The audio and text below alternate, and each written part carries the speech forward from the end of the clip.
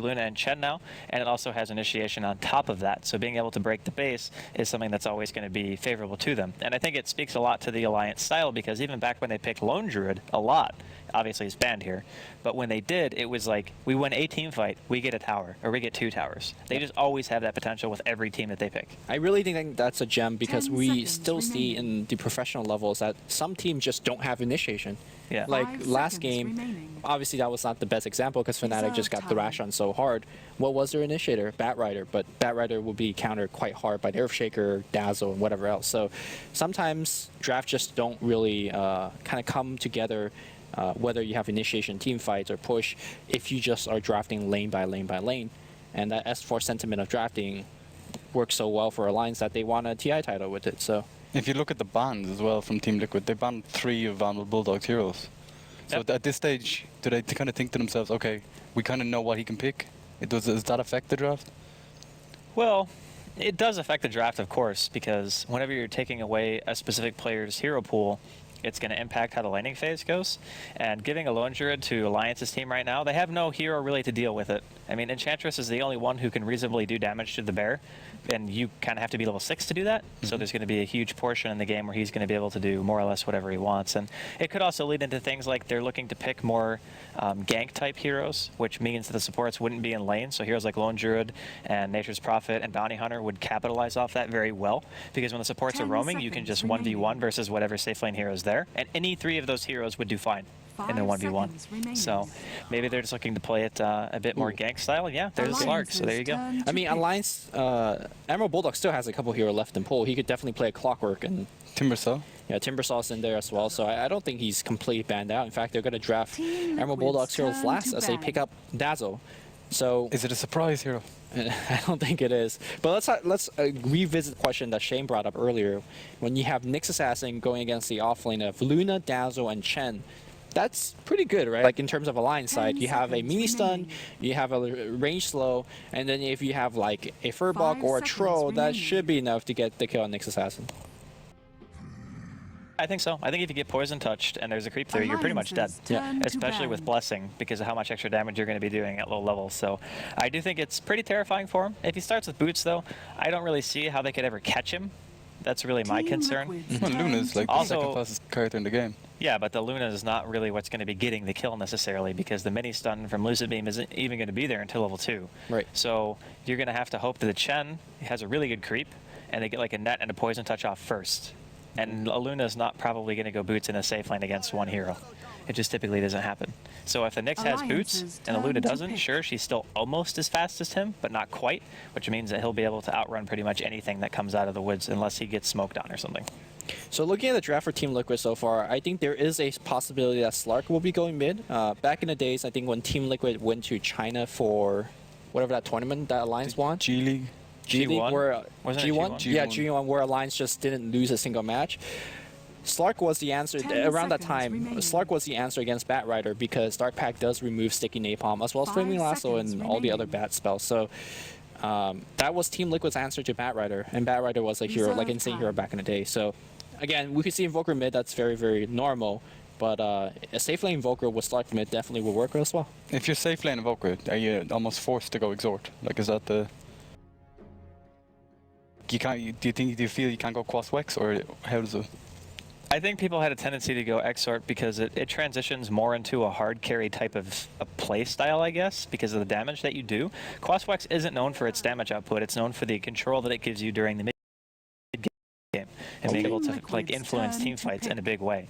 So I think people often went Exort because not only does it give you that heavy physical damage output that a lot of carries would do anyway, but you don't have to move around a lot with it because you can just Sunstrike for kills. Piranha? S4? Okay, I have not seen this before. Did you see what they did there? They picked the Batrider first because they're automatically assuming that S is playing Batrider because he's so good at the hero. And then I don't think they thought it that far through, man. You don't think so? That's like super mega next level if they thought that. No, I mean, every time that when Alliance drafts the Batrider, S4 plays it. Yeah. This is actually the first time. This is oh shit, we don't have any heroes left for Bulldog. Guess you're playing Bat. I mean, there's Clock and Timbersaw, which I think do just fine. I don't actually like Clock against Liquid's team. Okay. I think that cogging is a death sentence against Shadow Shaman and Invoker. Fair enough. And Luna has a short range as well. I think the Timbersaw suffers equally because of the amount of mini stun that Liquid have. Like, if you get cold snapped, you can get spike carapace because he walks into melee range, impale, mana burns, hex, shackle. There's so many ways to disable that hero, and he would have been the only frontline hero, right? And in those cases where you have to go in pretty much by yourself, you don't have another hero to buffer for you, you're eating every disable. Sure. And you will explode. So I don't really think either of them were really that viable here. I love the way EGM like buys all his items, doesn't buy any support items at all. Yeah, he says, you know what, Ake, cut off your feet. You don't need anything. Get a ring of protection. I mean, You'll be grand. it's quite normal because Chen was one of those heroes that can actually just buy everything in the beginning. Literally starts with no item and then be fine. He still has 150 gold as well. Yeah. You know what I'm actually like find it interesting is that on his courier, EGM has watched 45 international games. You think he just went back? It's like, oh, we want TI. Let's just watch all the games again. Like, oh, yeah, I remember that. Yeah, that was good. God, I did great there. What a foil. Good stuff. I would have rewatched it, shit. Begins. I've never seen Mirana, though. Not a fun. Yeah. I'm really interested to see how this plays out. The thing is, whenever you send Mirana in a 1v1 mid, you're not necessarily looking for the Mirana to win the lane. You're just looking for the Mirana to get levels, maybe get some farm, go even, you know, at worst. And then if you land a couple of lucky arrows or something like that, you can get very easy solo kills. Yeah, it's very seldom that we see Mirana do very well on the mid lane. Like, Sing Sing is about the only player I've seen do it well and do it consistently well because he just finds so many kills during the mid game. And I think Alliance S4 needs to do that because this Exort Invoker is just going to walk all over him in the laning phase unless he gets a lot of ganks from the Chen. It's all the same to me. Base damage difference between these two heroes is massive. I mean, we're talking 58 comparison to what? 54? Actually, it's not that big. I thought it was bigger than Well, he only that. has one Well, level it'll be of Exort. bigger once Invoker Yeah, I gets mean, the when second, he hits 3, it'll be Yeah. Well, it'll be more. But 4. oh yeah, that's right because He'll learn Quas. yeah, you're right. You know what, man? When you're right, you're right. Can't argue with Shane, man. I actually play a lot of Dota, in fairness. To be fair, woke up at like 6:30 in the morning. Yeah, it's all good. It's not great. Yesterday, I didn't know what Hasterun did. What do you guys say? That was actually funny. Yeah, you know, it happens. Both of me and Shane were looking at each other. I was like, is he being serious right now? I don't know what's going on. Actually, not know. I've been told that apparently the mechanics for Dota 1 and Dota 2 regarding Hasterun is different, so I think I was remembering differently. Okay. But that was just an excuse, you know. Are we going with that? Yeah, sure. All right. I'll believe him. Mechanics. I'll give it to him, man. Actually, if we look at the CS chart here, S4 is leading by 2 denies, you know, over Boba, which Boba, I mean, you have to wait till he gets the Fort Spirits out. I mean, S4, you can't take anything away from him. He's doing work right now. Well, I think it's a matter of Mirana has a very smooth animation. She's one of my favorite heroes to last hit on, not because her base damage is great, but just because it feels nice to last hit. That's subjective, though, isn't it? Yeah, it is, but I would think that a lot of people. Way. You really don't like Mirana's last hit? I feel Really? it's slow. I feel it's kind of like Clinks, you know? I love it, Put man. in the boba. Clinks is on a different level. I think her last hit. By the way, again, coming on the mid lane here is going to be a arrow followed through Boba in a lot of trouble here. Who's going to get the first blood? Sunstrike didn't get the Courier! Oh my god, the courier's on the run. It's juking. Oh, he got it. No! Oh my god. That's a double kill. GG. You heard it here Bruno's first. been called. Bruno with a 2-minute and 30-second. That is really like a disaster, though. Like, he wasn't even doing that well in the first place, and then he gets first blooded, Okay, my chair just and then did the a shame. courier died. Oh, who needs the toilet paper now? I think you're good. Yeah, my chair just fell down. Yeah, this is definitely not the ideal start for Liquid. And He I didn't mean, get the permanent shield. what, the Knicks? Yeah. I think he actually start with boots? Or did he start with a stout shield and then buy? I think he had to have started with boots, right? Yeah, probably bought the... Stout shield at the side shop. You can buy both. That's why I was asking, because I didn't know if if he he bought saved boots, money. would be able to afford a salve and tangos. No. Yeah. So yeah, he bought a By shield. the process of effing elimination. Boom. Look, you're the Shame, math man. guy, Lumi. You should have had that like instantly. That's just logic, and none of us have it except Shane, so... Whatever, man. It's fine. This is fine. Yeah. What is So- not fine is Boba. Like, he is... Yeah. Well, he's still 15 and 6. He's actually leading CS right now over S4, even though he's died. So it's not the end of the world for him, Sure. but it's definitely not ideal. The one thing that I want to talk about, though, is if we're farming a Slark versus a Mirana, clearly these two heroes have two completely different things that they offer. I mean, TC is going to offer a ridiculously strong mid-game. He's going to be able to create space for his team, which makes Slark function a little bit different than traditional one heroes who just kind of eat the map as hard as they can. Like anti-mage or something. Yeah, he functions a little bit differently. So for me, I think TC's impact in this game is going to be pretty damn important. Admiral Bulldog being very greedy right now. He looks like the double damage room was denied to him by Fluff and stuff. Good micro, netted him, stunned him. But regardless, he was able to steal a lot of experience from way too. What's this stuff? He has Fluff, and what's the stuff like? Stuff. But what is the stuff? Does it have to be a specific thing? Can't it just be stuff? Yeah, I guess it has to be a thing, yeah. Because everyone's going to have stuff as, you know, their own perception of what stuff is. So... But what's his stuff? I don't know, you have to ask him. My stuff is different than his stuff. I'll get on that. There you go. It's fucking deep, guys. Next time on StarSeries I love DreamLeague, that. you find out his stuff. He bought a flying courier, but there's no walking courier. Hey, man. Next level. I mean, it's going to be respawning soon, Yeah. so you might as well buy it. And you never know if you're going to randomly get ganked and then you lose the money and then all of a sudden you can't upgrade the courier. Although I guess that's kind of unlikely as a jungler. More likely as a support. Liquid Boba is about to get randomly ganked. There's another smoke incoming right in. Double Centaurs around this man. time. Oh no, is that going to be a Tro? Well, there's a Tro. The arrow's going to follow through the Centaur Stomp. Looking pretty good. And Ake is going to get yet another kill. Well, that's the way to actually beat Invoker mid. Especially Ganks. Yeah. Exort to Invoker. You can't handle that. I think To be it's kind fair, of a... even if he had Ghost Walk, a single sentry into, ensnare creep.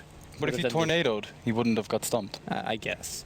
Yeah, he cold snapped the Centaur pretty much right away. So his reaction was definitely there. I think, yeah, Quaswex would have saved him. But you also have to remember, if he goes Quaswex, he does worse in the lane against Mirana because he's not going to have the base damage lead to be able to, reliably outlast hit the hero. Yeah. I mean, he's really just getting the opportunity to stay consistent with Bulba's farm because he keeps getting ganks. If it was just Bulba sitting here in a 1v1, he would be pulling ahead in terms of the overall farm. But since he's dead most of the time, he's not able to do much. Yeah, I mean, Ake right now is really doing a lot for the team. He is already poised to get a gank up on the top lane. You can see that Loda as well as EGM's trying to push the lane, and once the lane is pushed, here comes the Centaur as well as the Furbox. Koifa is completely trapped. The Furbox clap's going to be there. The Centaur Stomp on point as well, but where's the follow-up? Here comes the Poison Sting. Impale's going to hit on two. The right clicks are doing so much damage. Chesapeake is going to get one kill, but here comes TC. They have the Grave here for EGM. He's still alive. The big ultimate. Oh, wow, TC being driven away. TC, in fact, is going to be going down to the right clicks. Lunar's Blessing doing a ton of work. Sunstrike's going to miss as well. This is not Radiant's going top well. tower is under attack. What made that 10 times worse is the fact that TC actually TP'd up and died, and now they're going to lose a tier 1. Yep. So, Dire's you know what was middle really weird about that tower gank is it Oh, was mid very... lane here, double Radiant's top Starfall tower is going to has hit fallen. on Boba. Haste Runa on S4. He's not going to die for it. And what a Oh, snare what a coming out net. from Fluff and his stuff. That is the stuff right there. That's you what go. the stuff is. Yeah. Case closed. But regardless, I mean, S4 died there, but they got a tier 1 tower. It's still a big alliance lead. Yeah, for sure. I mean, the early game has been phenomenal, and Loda is already leading in CS by a decent margin, considering it's only 7 minutes into the game. I mean, 51 CS at 7 minutes. That's damn near perfect, if not perfect. What is it, 74? At No, 10 no, minutes? it's 82 at 10 is 82. perfect, because it's 2 Well, catapults. in the Potato League, it's 74. What? No, the Potato League, it's like 20.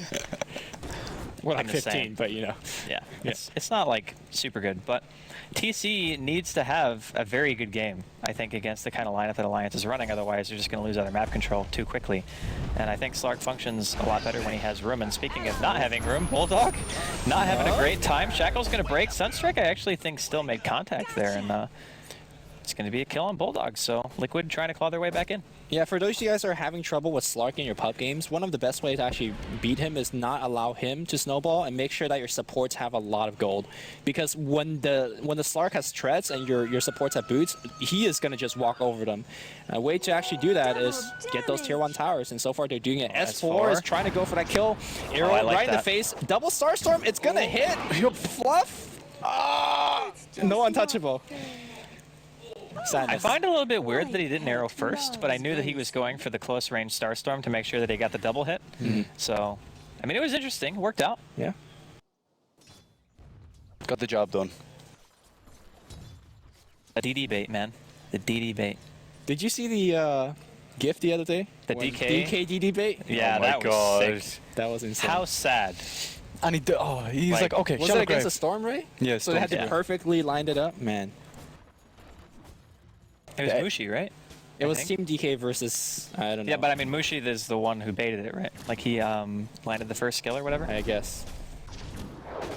Like a Centaur that initiated. I don't remember who. Man, that was so good. Okay, so walk us through it here, Andy. Like, if you're having a very tough game for Invoker mid, where you get kills twice against you, where you lost the courier, like, what do you actually do? Especially on a hero that needs to get some kills early and experience early. I think with the kind of lineup that Liquid has, what he's going to be going for is go for the double Forge Spirits, group up with the Enchantress, try to force some early engagements, because we've kind of forgot about Way2. I mean, he is level 6. Yeah. So if they want to drop Mass Serpent Wards and, you know, Forge Spirit, Enchantress, push a tower, they can definitely do that. They can also try to smoke gank, which is what they're doing now. I think going for Loda is it's an okay choice. He's gone Drums Treads, so he's pretty durable, and they are smoking top, so they're going to go for him. I think this is a bit of a risk. I think just trying to push S4 back mid might have been the better option, although Loda could have very easily TP'd to that lane as well. So, I mean, they're behind, they're going to go for it. Loda's really far away from the tower. Sunstrike's going to be there after the net, and they're going to get a pretty easy kill. So, pretty fortunate that he was pushed out that far. I think if he was farming his own woods even, it would have been a lot harder to get that kill, but they secure it nonetheless. That was actually a very, very good smoke game because it came so fast. Like, I think Fluff just went by mid and Boba just backed up. They smoked and went top mid. There was no hesitation whatsoever. And the cool thing, like you said, once they do get the gank, double Force Spirit is online. I don't think they're going to get this tier 1 tower, but I say that, you could see that Way2, or excuse me, TC is teleporting up there with the Slark. So there's a possibility that if they get 1 or 2 more kills under this tower, they could just kind of bulldoze their way down there. Meanwhile, Arrow lands on the mid lane of Koifa. Man, S4 doing what Sing does best, hit arrows and to get kills. Shoot arrow, hit arrow, man. That's how it works. And this tier 1 is in a heck of a lot of trouble. This is a double troll summoner, I think, or one of them died, but he did have 2 at the beginning of this push, and safe lane tier 1 drops in favor of Liquid. Kind of like what you said, need to get some kills and then push towers. But they gotta protect the tier 1 tower mid lane as EGM as well as S4 do a little bit of pressure. Oh, that TP could be a little bit dangerous. Quickfa's not level 6, he does not have Vendetta. Radiant's bottom tower is Gonna get spotted out, Centaur and Tomato going behind enemy lines here to try to stop. That's the Caravaggio. Yeah, he does. He does indeed. And they're actually just going to continue pushing in the top lane in the meantime. So Liquid, they're going for 2. And I think that Alliance are probably just going to do the same thing. Oh no, they actually back off. At least Chen is going back in the jungle. They're going to do a little bit of pot shot here, but you know what? Way2 having that Mass Serpent Ward, they actually push quite quicker in short bursts. And here comes a good old Shadowblade on TC. What do you guys think of Shadowblade? I don't like it here. I don't like it either. Here's the thing, right? You're going to get maybe 1 or 2 initiates with the Shadowblade, and you're going to be like, okay, we get a kill, or whatever. Yeah. Now, if those kills result in towers, then it's not that bad. But most of the time, a Shadowblade is going to get maybe 1 or 2 initiations max before it's countered every single time. And then you're never going to be able to use that item to get in. Because ideally, as Slark, you want to be able to pop your ulti when you're in the fight, or you're trying to escape, because you know that's your guaranteed, hey, I'm not going to get hit by anything, especially against Alliance's lineup. They don't have any AoE damage outside of Firefly, which is very easy to dodge. So it's not like they have Lion Stuns and Fissures and stuff like that where they can still kill you in your ulti. You're actually just like 100% safe. So I don't really care for it that much, but we'll see if he's able to utilize it. I mean, there's always the standard argument of, hey, you know, I'm getting Shadowblade, that's going to put pressure on your support to get more gold and whatnot. They already But had that Alliance pressure with the Invoker, though. I would agree with that, but Alliance have no issues 5-manning. Yeah, exactly. Like it's not that big of a deal for them to go for sentries if they know they're going to be pushing as an entire team, because the investment is well worth it, and most of the time they're going to push, it's going to result in towers. Yep, completely agree. That's why I don't like that item choice. I feel like you need to get a little bit tankier and beefier if you're the one that's walking in. And speaking of Shadowblades, look at Ake. He's switching a creep, going to be going for the Dark Troll Summoner, which is going to allow him to net down that Slark and make him revealed. Koifa is in the enemy jungle trying to find somebody to kill. Having a little nose. Uh-oh, Fluff is going to get completely zoned out. There's a blink that... Okay, Fluff. Not sure. Quickfoot, he wants to go for the kill. They're going to be able to pick off EGM, perhaps. Is he going to get the Grave in time? He does! The Eclipse comes in from Loda, and they don't even get EGM. It's a double kill. And Arrow and Alliance. Oh my god. Dire's middle tower So- is under So attack. normally that looks very odd because you're ganking deep behind your tier 2 in the enemy jungle with just 2 heroes. But I really think what they had envisioned in mind is Vendetta impale into a Sunstrike, immediate kill, and get the hell out. But that's obviously not what happened with Fluff getting caught out. Another thing about Slark is he gives his support so much, like an easier time when they're anti-warding. Sure. Because he can spot all the wards with his ultimate. Yeah, Like, it's a big deal. it is to a certain extent, but I think with the lineup that Alliance is playing, they don't really care about the vision as much. 'Cause they're as all long together. As they have, yeah, as long as they have on-demand Radiant's vision middle for tower things like is under sentries, attack. just making sure they can see him when he Shadow Blades in. That's their biggest concern. Because they don't necessarily need to see if they know the Liquid's just sitting on their side of the Dire's map, or they're bottom split pushing, tower like, is under which is what they're doing attack. now. Like TC and Way2 Radiant's middle are going tower bottom, is and under Alliance are attack. just going for the top tier ones. So it's just continual trading of map Radiant's control right now. top tower And is there's going to under be a attack. teleport reaction coming in from Alliance. Massive rewards drop. Looks like it's going to be a cancel from Loda. He doesn't want to commit to that defense. I don't necessarily blame him. I think in these situations where you see the entirety of, like, you know, Serpent Wards dropped, Forge Spirits up, just sack the Radiant's top tower. Like, there's no tower has reason to fallen. risk it. I mean, they Pretty still scary. trade 1-for-1. I mean, if you actually bait out the tower, or sorry, if you bait out the Mass Serpent Ward, that's a fine TP. That means they can't actually pressure your tier 2, whereas you could stay on wherever you are and continue pressuring. And speaking of pressuring, look at Admiral Bulldog leading the team going into the enemy jungle. They do have the Blink Dagger online, and they do see Fluff.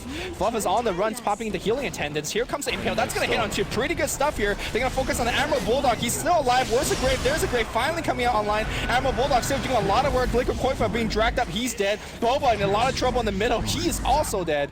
Team fight not going well for Team Liquid right now. It wasn't really a team fight, though. Arrow cancels a TP on Way2 as well. They're going to get 3-for-1, only losing Bulldog. And all of a sudden, Liquid just seem to not be... They're going for the Necro books on Invoker to try and Yeah. get back into it. Well, I mean, that's really the only choice that you can make. When the other team is leading you by this much in just a 15-minute game, I mean, for crying out loud, Loda has Treads, Oh. BKB, Fluff. Drums. Yes. Fluff is very sad right now. Fluff is all... It's the war of the junglers. Okay. Although TC is nearby, so I don't really think that AK is going to necessarily... Well- commit to Oh this my kill. God, the arrow. Okay. Sadness Radiant's middle incarnate. tower is under So if attack. there was He's been watching anybody... Sing, man. Yeah, beautiful. if there was anybody wondering whether S4 could play Morana, seems like he can play it quite well. To be honest, Radiant's though, middle tower the easiest has arrows are the fallen. ones where people run in straight lines. I mean, even if it's from far away, I'm not saying it was a bad arrow. I'm just saying that people who don't He had juke- vision as well. Yeah. He had that ward on the I mean, high I ground. don't think Fluff expected it. Oh, he definitely didn't. Yeah. See, the thing is, the arrow came from where the tree was.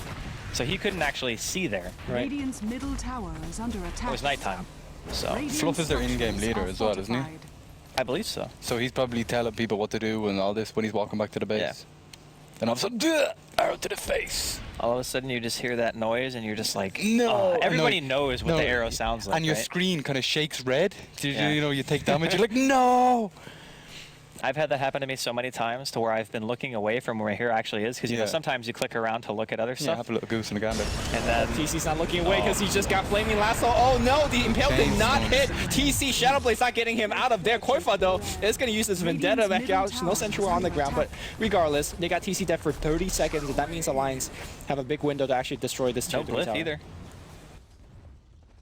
Glyph for Liquid, so I'm assuming the Alliance either just, they're going to back into Roshan or something, or they're going to go high ground. Roche is dead. not alive. It's dead. They did it. Oh, it's dead. Yeah. Am I drunk? A little I bit. am. All right, whatever. So they're going to get a Rags pretty much. Big meatball. It's going to delay this a little bit further. It didn't really hit anyone. 2 creeps. Good Impale. All right. Bulldog taking some damage. You can eat the mana burn as well. Man, they wish they have a... Oh, okay. Oh, what a manner pause. Yeah. Let's assess this situation. Okay, so here's my 2 cents, okay? If they lose this Rax, there's pretty much, I would say, 0% chance that they can win. 0. Maybe 1. Give them 1. Give them 2. I'll give him 1. I'm giving them 2. I'll give him 1. It's like the Okay. Staff Cup game. We were like 45-0. I gave him 1. That's what I'm going to do here. You know, in that Staff Cup, even though we... When I say we, just the 4 of us Right. play really well. Wait, isn't there Nobody 5 gave people on the up. team? Yeah, that other one guy sucks. Who was that? James Huh? lost safe lane against a Wisp, as He Kendra was saw. 2-16, man. Yeah. It's hard. No, the Wisp shoots balls at you. It's pretty hard. I have to say though, nobody was complaining to each other. We were like, okay, here's what we need to do, right? We need to farm a Hex on Enchantress, Didn't get there, unfortunately. We need you to tank it up in the front line, buybacks and shit. Like, we had everything planned. Didn't happen. Anyways, back in the game. It fell flat, yeah. It was a good story, though. I liked it. I was in it. I was in it to win it. So the tier 3 drops. S4 gets it. Load is pretty low. Yeah, I mean, he's pretty low, but I don't think he necessarily, he doesn't care. I'm gonna just slowly poke away at this Rax, and those glaive, not exactly at that OP glaive moment yet. Oh, arrow getting there. Hits on TC. Flame breaks there as well, doing quite a bit of damage. I think Loda wanted to go for the Elusive Beam, but he couldn't get it. They're going to get the Pounce and the Aegis. Okay, pretty good. Impetus doing some damage to Ake. Loda's coming up again in a second. He still has BKB. I think they want to try to commit to this very aggressive leap coming out from S4. I don't know what. I feel like he wanted to try to get a double Starstorm again, but he just leapt in the wrong direction. So Melee Rax still taking some damage. Okay, if they could get a good impel right now, there's a Meteor back online, but unfortunately the Rax is going to be going down. TC cannot decide whether he wants to go in or not, and that's going to be the Rax. Yeah, this is kind of expected. After they use the glyph, it's just like, what do you really do? I mean, Radiant's bottom how do you commit to a fight? Slark is very weak against these kind of lineups that 5-man pretty early. He wants to pick off the supports. And the thing is, since the middle lane went so badly for Liquid, they had no one to even make space for TC. It was more like, hey, TP top, we're getting dove. Oh, sorry, you died too. TC was trying to make space for the team. Yeah, he's 0-2-0. Like, he's on my team. It's not been fantastic. Are we at negative points here? I don't know. I think I could go check right now. It's close. What are we rocking here? Okay, so Fluff's got, wait, total. Boba's got 4.6. That's respectable. TC's got 1.1. Noda's got 5.7. Oh, EGM 7.7 again. What a pickup. How does Ake has 8.1? Because they didn't ganks mid. Tower kills, man. And he's Does he have 4-0-6, yeah. Man, it's at 2.1. Okay, he just bought a Vanguard. That's a Vanguard, Chen. Look, man, sometimes you gotta just tank up. It's probably pretty hard to hold the Artstyle would wand. be proud. Wait, is he mad on the Vanguard, is he? Artstyle loved Vanguard. Artstyle would make Vanguard to the point where I would actually get angry at him for making Vanguards. Like, he would do Vanguard CK, and I would just lose it. I'd be like, why did you make a Vanguard? Just make an armlet, man.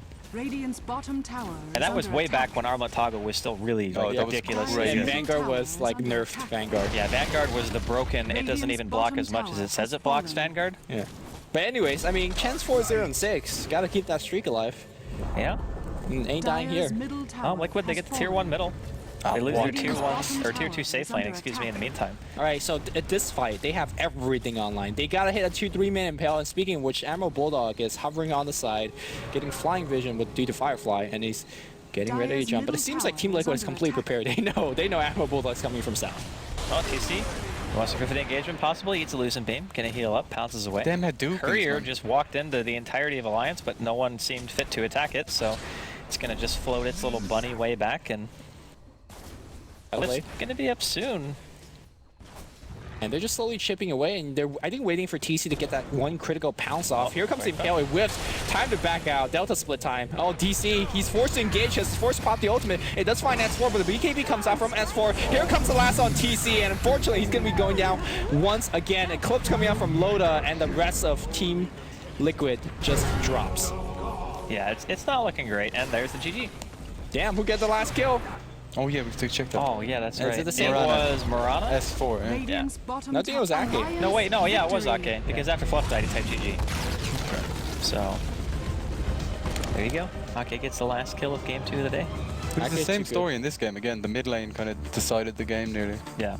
I think the biggest issue they had is they picked a hero who kind of needed to, like, be active, but couldn't, because he doesn't function